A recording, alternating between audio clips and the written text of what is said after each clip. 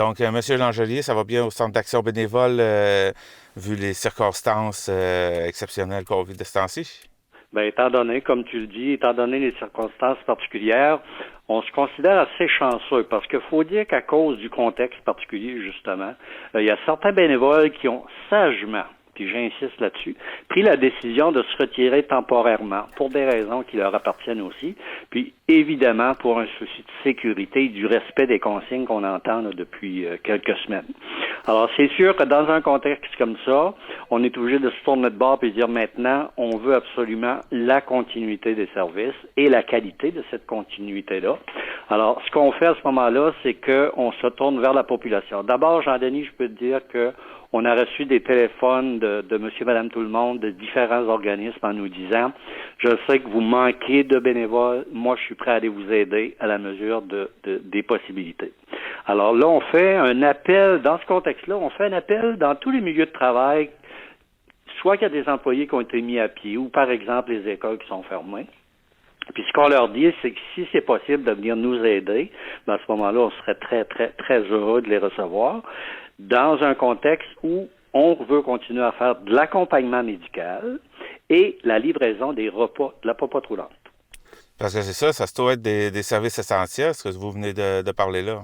Oui, puis je te donne juste un petit exemple, là. L'accompagnement médical, c'en est un. La popote roulante. La popote roulante, les gens, habituellement, ils reçoivent un repas. Moi, j'appelle ces gens-là de temps en temps et je leur dis, bon, c'est-tu correct les repas, etc. Oui, règle générale, c'est correct. Et ils vont tout de suite me rajouter. En tout cas, les bénévoles sont d'une gentillesse. Moi, j'ai toujours une bonne poignée de main. J'ai toujours un beau bec quand ils s'en vont. Ça fait que c'est rassurant aussi, d'un côté psychologique, d'un côté mental, que ces personnes-là aussi continuent à recevoir ces visites-là. La seule différence maintenant, Jean-Denis, c'est que c'est sûr que les bénévoles s'abstiennent de donner la main ou de faire un petit câlin. Mais je veux préciser, je veux insister sur le fait que la visite amicale, le peu de contact qu'ils ont avec ces personnes-là, ça, c'est très, très sécurisant aussi. Puis, à quelque part, si on voit quelque chose qui fonctionne moins bien, bon, on peut être en mesure, par la voix de nos bénévoles, d'être capable d'aider ces gens-là. Puis vous disiez dans la publication que vous avez faite que vous avez beaucoup de bénévoles qui sont âgés de 70 ans et plus. Puis comme il y a les mesures du gouvernement dit que les personnes de 70 ans et plus doivent rester à la maison, ben vous perdez une bonne partie de vos bénévoles. C'est pour ça, en fait, que vous en cherchez aussi. Hein. Exactement. Alors, c'est toujours, comme je t'ai dit, dans un souci de protection, de respect des consignes aussi. C'est pas, il faut pas dramatiser, comme on dit souvent, mais il faut quand même prendre ça au sérieux. C'est sérieux ce qu'on est en train de vivre. Maintenant, essayons la solidarité, tu te rappelles que je t'en parle souvent, à partir des différentes activités qu'on fait, mais on la sent encore. Les gens là, de la population, ils nous appellent pour nous dire, regarde, là, je sais pas si je peux vous aider, je vais vous aider. Une solidarité. Puis quand on veut essayer de sortir du bon d'une situation qui est vraiment pas jojo, ben moi je pense qu'il faut dire, garde, au moins on peut se lever la tête haute puis dire, tabarnouche, ça va pas si bien que ça, mais on est solidaire. D'accord. Et concernant les autres services que vous offrez d'habitude, comme par exemple le comptoir vestimentaire ou... C'est des très bonnes questions, Jean-Denis. Le comptoir vestimentaire, ce qu'on fait dans le moment, d'abord, il est fermé pour une période indéterminée. Et ce qu'on dit aux gens, inutile de nous amener du linge parce qu'on veut pas prendre de chance. Alors, on a dit, pour une période indéterminée, amenez-nous pas du linge parce que ça risque d'être plus problématique que d'autres choses. Quant au dépannage alimentaire, habituellement, on disait aux gens, apportez vos sacs, puis on va vous donner de la nourriture. Maintenant, ce qu'on dit, c'est oui, on peut vous dépanner, mais maintenant, c'est nous qui allons donner les sacs. Alors, on a eu une commandite de IGA, en particulier de Super C.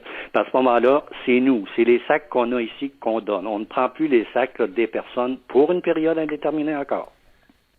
Puis, est-ce que les bureaux sont ouverts au public ou c'est juste contact par téléphone?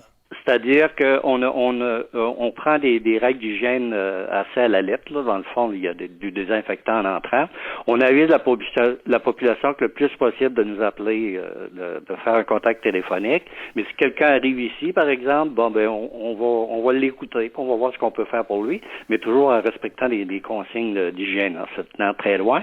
Mais je te dirais que depuis quelques jours, quand même, les gens sont très, très réceptifs à ça et font faire plutôt un appel téléphonique parce qu'on voit presque pas personne ici là, depuis une couple de jours. Donc, je crois qu'on a fait le tour. Oui, on a fait un beau tour, Jean-Denis. Donc, on pourrait rappeler le numéro de téléphone. Puis en plus, que vous avez un nouveau site web.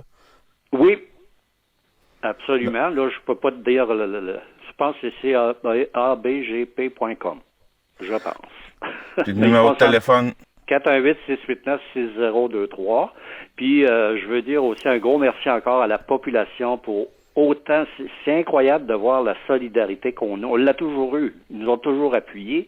Mais là, le temps de se virer de bord, on reçoit des téléphones en disant, regarde, vous n'êtes pas tout seul, on est là si on peut vous aider.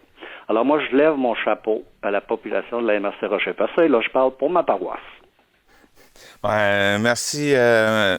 Langelier, de m'avoir accordé le temps pour faire la mise au point sur le Centre d'action bénévole. Merci beaucoup, Jean-Denis. Puis les télés communautaires, là, c'est essentiel dans notre parcours. Ça fait que je te dis un énorme merci encore. À la prochaine. OK, bye.